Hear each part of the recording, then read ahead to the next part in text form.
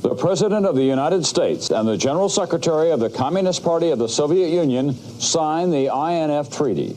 Today, I, for the United States, and the General Secretary for the Soviet Union have signed the first agreement ever to eliminate an entire class of U.S. and Soviet nuclear weapons.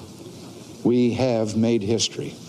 In December of 1987, Ronald Reagan and Mikhail Gorbachev came to a dramatic agreement.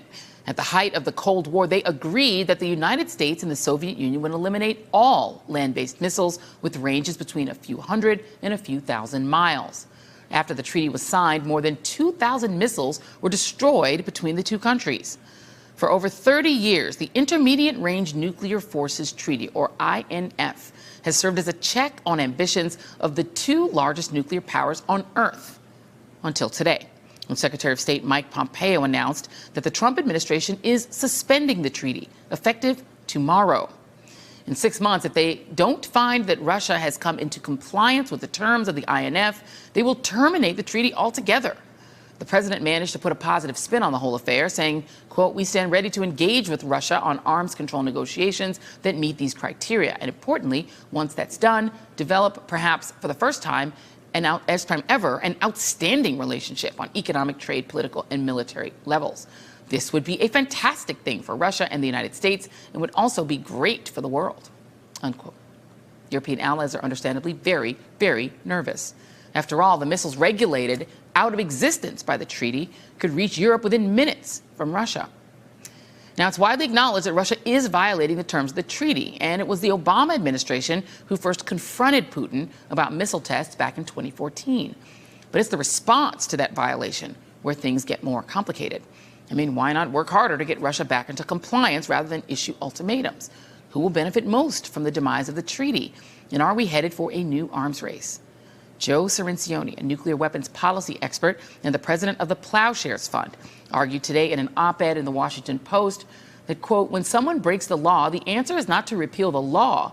There are well-established methods for bringing an offending nation back into compliance." And he joins us tonight, Mr. Cirincione. Appreciating your time tonight. Thank you. So let's answer those last three questions. Who benefits most from the U.S. backing out of this treaty? Vladimir Putin. This is a gift to Vladimir Putin. He's the one who now gets to deploy as many weapons as he wants because there are no longer, or will not be in 6 months, any limits on what he can do. It also, of course, as you noted, produces great strains in the U.S. European alliance system. That is also to Putin's favor. And the U.S. takes the blame for this, also to Putin's favor. So this is not standing up to Russia. This is a gift to Russia. Was there some other way that the U.S. could have encouraged compliance if the Obama administration was also complaining that they were not complying? Absolutely, and Ronald Reagan showed us the way. Treaties often have violations in them. One state or the other accuses another party of violating the treaty. When Ronald Reagan became president, he accused the Soviet Union of violating another treaty, the Anti-Ballistic Missile Treaty. But he didn't pull out of that treaty. He didn't kill that treaty. He pressed the Russians for 6 years. In fact, while he was pressing them, he negotiated with them this INF treaty. And after Mikhail Gorbachev and Reagan signed that treaty, the Soviets admitted that they were in violation of the ABM treaty, and they tore down the offending radar. That's the way you get somebody into compliance. You don't let them off the hook. You press them until they give in. Joe Cirincione, president of the Plowshares Fund. Kind of scary news. Thank you very much for breaking it down for us tonight. Really appreciate it. Thank you, Joy. Thank you. And still ahead here tonight, something that you're going to want to keep your eyes on this weekend. Stay with us.